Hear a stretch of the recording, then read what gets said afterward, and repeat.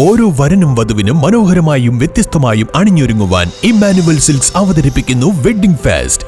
ഇതിഹാസമാവട്ടെ ഓരോ വിവാഹവും. Emmanuel silks, M space shopping centre, മേലെ പട്ടാമ്പി.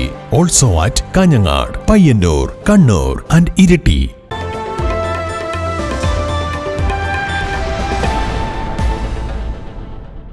ചെറുകിട വ്യാപാര മേഖലയെ സംരക്ഷിക്കുക എന്ന മുദ്രാവാക്യവുമായി കേരള വ്യാപാരി വ്യവസായ ഏകോപന സമിതി സംസ്ഥാന പ്രസിഡന്റ് രാജു അപ്സര നയിക്കുന്ന വ്യാപാര സംരക്ഷണ യാത്രയ്ക്ക് ഫെബ്രുവരി 2-ന് പട്ടാമ്പിയിൽ സ്വീകരണം നൽകുമെന്ന് സംഘാടക സമിതി ഭാരവാഹികൾ അറിയിച്ചു.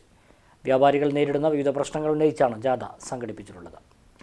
മാലിന്യ സംസ്കരണത്തിന്റെ പേരിൽ കടകളിൽ പൊതു ശൗചാലയങ്ങൾ ഉണ്ടാക്കണമെന്നും പൊതുവേസ്റ്റ് ബിന്നുകൾ സ്ഥാപിക്കണമെന്നതും ഉൾപ്പെടെ അപ്രായോഗികമായ ഉത്തരവുകൾ പിൻവലിക്കുക, ഹരിതകർമ്മസേനയുടെ സേവനം ആവശ്യമുള്ളവരിൽ നിന്നും മാത്രം യൂസർ ഫീ ഈടാക്കുക, GSTയുടെ പ്രാരംഭകാലത്ത് സാങ്കേതിക സംവിധാനത്തിന്റെ പിഴവുകൾ മൂലം സംഭവിച്ച ചെറിയ തെറ്റുകൾക്ക് പോലും വ്യാപാരികൾക്ക് ലക്ഷക്കണക്കിന് രൂപയുടെ പിഴ അടിച്ചേൽപ്പിക്കുന്ന നോട്ടീസുകൾ പിൻവലിക്കുക, കാലങ്ങളായി കെട്ടിക്കിടക്കുന്ന നികുതി കുടിശ്ശിക നോട്ടീസുകൾക്ക് പിഴയും പലിശയും ഒഴിവാക്കി നികുതിയിൽ 50% മാത്രം ഈടാക്കി മറ്റ് സംസ്ഥാനങ്ങൾ നടപ്പാക്കിയ ആംനസ്റ്റി സ്കീം നടപ്പിലാക്കുക എന്നീ ആവശ്യങ്ങൾ ഉയർത്തിയാണ് വ്യാപാര സംരക്ഷണ യാത്ര സംഘടിപ്പിച്ചിട്ടുള്ളത്.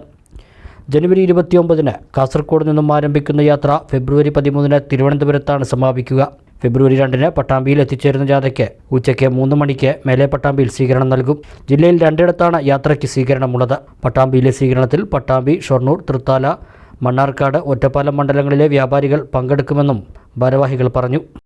വ്യാപാരികളെ കേരളത്തിലെ എല്ലാ മുക്കിലും മൂലയിലുമുള്ള വ്യാപാരികളുടെ മുഴുവൻ ഒപ്പുശേഖരണം നടത്തി 5 ലക്ഷത്തിലധികം ഒപ്പുശേഖരണം നടത്തി അത്തരമൊരു നിവേദനം, ഞങ്ങളുടെ നിരവധിയായ ആവശ്യങ്ങൾ ഉയർത്തിക്കൊണ്ടുള്ള നിവേദനം അന്ന് ഫെബ്രുവരി 13-ാം തീയതി ബഹുമാനപ്പെട്ട മുഖ്യമന്ത്രി പിണറായി വിജയന് സമർപ്പിക്കും കൂടി ചെയ്യുന്നതാണ് ഈ യാത്രയുടെ സമാപനം. വ്യാപാരി വ്യവസായി ഏകോപന സമിതി ഈ സമരത്തിന് ആധാരമായിട്ട് ഉയർത്തുന്ന നിരവധിയായ വിഷയങ്ങളുണ്ട്. ഒന്ന്, പ്രാദേശികമായ ഗവൺമെൻറ്റുകളായ തദ്ദേശ സ്വയംഭരണ സ്ഥാപനങ്ങൾ, പഞ്ചായത്തുകൾ, മുനിസിപ്പാലിറ്റികൾ, കോർപ്പറേഷനുകളൊക്കെ ഒരുപാട് വിഷയങ്ങളാണ് വ്യാപാരികൾക്ക്, പ്രതിസന്ധികളാണ് വ്യാപാരികൾക്ക് സൃഷ്ടിച്ചുകൊണ്ടിരിക്കുന്നത്. മാലിന്യം നിക്ഷേപിക്കാൻ കഴിയുന്ന ബിന്നുകൾ 10 100 സ്ക്വയർ ഫീറ്റ് മാത്രം വലിപ്പമുള്ളൊരു കച്ചവടം ചെയ്യുന്ന ഒരു വ്യാപാര സ്ഥാപനത്തിൽ 3 ബിന്നുകൾ സ്ഥാപിക്കണമെന്നാണ് നിർദ്ദേശിക്കുന്നത്. ഈ ബിന്നുകളിൽ ഒന്ന് ജൈവ മാലിന്യം, മറ്റൊന്നിൽ അജൈവ മാലിന്യം, വേറൊന്നിൽ പ്ലാസ്റ്റിക് മാലിന്യം. ഇങ്ങനെ ഈ 3 ബിന്നുകൾ സ്ഥാപിച്ച് ആ ബിന്നുകളിൽ പൊതുജനങ്ങൾക്ക് പോലും, അതുവഴി നടന്നു പോകുന്ന പൊതുജനങ്ങൾക്ക് പോലും അവരുടെ കയ്യിലുള്ള വേസ്റ്റ് അതിലിടാവുന്ന നിയമമാണ് ഞങ്ങളെ അടിച്ചേൽപ്പിക്കുന്നത്.